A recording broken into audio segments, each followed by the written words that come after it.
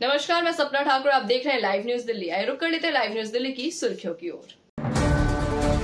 Delhi police commissioner Sanjay Arora बीती रात दिल्ली की सड़कों पर उतरे, जहां रात 9 बजे से 2 बजे तक दिल्ली पुलिस के तमाम आला अधिकारी दिल्ली की सड़कों पर रहे। इस दौरान दिल्ली में जगह जगह बैरिकेडिंग कर चेकिंग की गई। बेल्जियम की राजकुमारी एस्ट्रीड ने दिल्ली में प्रधानमंत्री नरेंद्र मोदी से मुलाकात की। पीएम मोदी ने कहा, भारत में 300 सदस्य आर्थिक मिशन का नेतृत्व करने की उनकी पहल की मैं तहे दिल से सराहना करता हूं। व्यापार, प्रौद्योगिकी, रक्षा, कृषि, जीवन विज्ञान, नवाचार, कौशल और शैक्षणिक आदान प्रदान में नई साझेदारी के माध्यम से हमारे लोगों के लिए असीमित अवसरों के द्वार खोलने के लिए तत्पर है। दिल्ली दंगों से जुड़ी बड़ी साजिश के मामले में आरोपियों की जमानत पर दिल्ली हाईकोर्ट अब 25 मार्च को फैसला सुनाएगा। यह जमानत याचिका मामले में आरोपी शर्जील इमाम, उमर खालिद, खालिद सैफी और अन्य आरोपियों की ओर से दायर की गई है।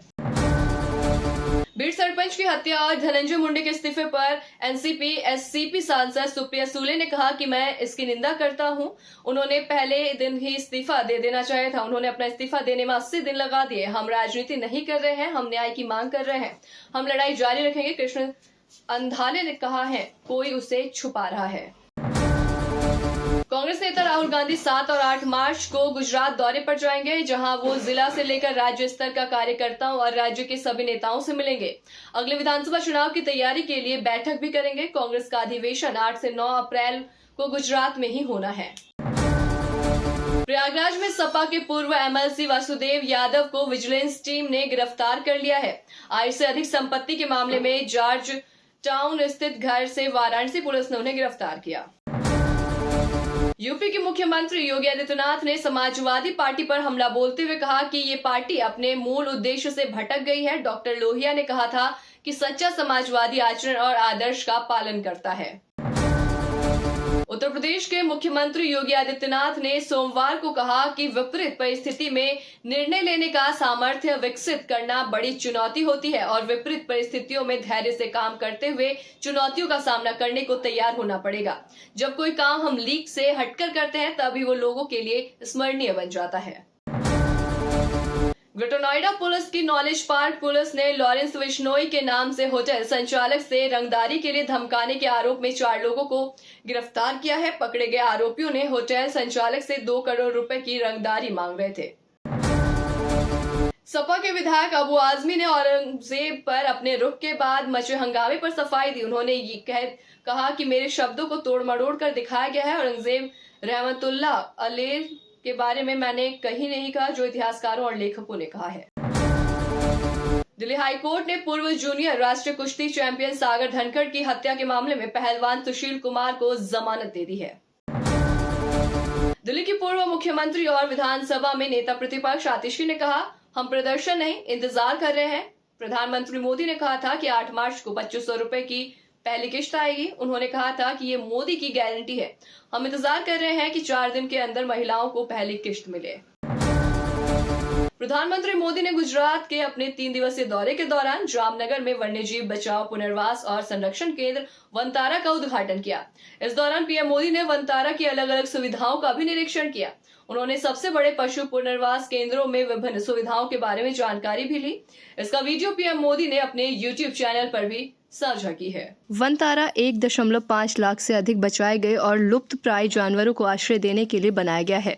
वर्तमान में ये 2000 से अधिक प्रजातियों का घर है। प्रधानमंत्री ने वनतारा में वन्यजीव अस्पताल का दौरा किया, जहां उन्हें MRI, CT स्कैन, ICU सहित कई प्रकार की पशु चिकित्सा सेवाओं के बारे में जानकारी दी गई। अस्पताल में वन्यजीव एनेस्थीसिया, कार्डियोलॉजी, नेफ्रोलॉजी, एंडोस्कोपी, दंत चिकित्सा और आंतरिक चिकित्सा सहित कई विभाग भी हैं। 7 मिनट 39 सेकंड के वीडियो में देखा जा सकता है कि पीएम मोदी शेरों की अलग अलग प्रजातियों के साथ खेलते और दुलार करते हुए नजर आ रहे हैं, जिसमें एशियाई शावक, सफ़ेद शेर के शावक, कैराकल शावक शामिल हैं। क्लाउडेड तेंदुए के शावक, जो एक दुर्लभ और लुप्त प्राय प्रजाति हैं, वीडियो में उन्हें भी देखा गया है। पीएम मोदी ने जिस सफ़ेद शेर के शावक का दूध पिलाया था, उनका जन्म केंद्र में तब हुआ था जब उसकी मां को रेस्क्यू कर वनतारा लाया गया था। भारत में कभी बड़ी संख्या में पाए जाने वाले कैराकल अब दुर्लभ होते जा रहे हैं। वनतारा में कैराकल को प्रजनन कार्यक्रम के तहत पाला जाता है और उनके संरक्षण के लिए कैद में रखा जाता है, फिर उन्हें जंगल में छोड़ दिया जाता है। पीएम मोदी के अस्पताल के एमआरआई कक्ष का भी दौरा किया और एक एशियाई शेर के एमआरआई स्कैन को भी देखा।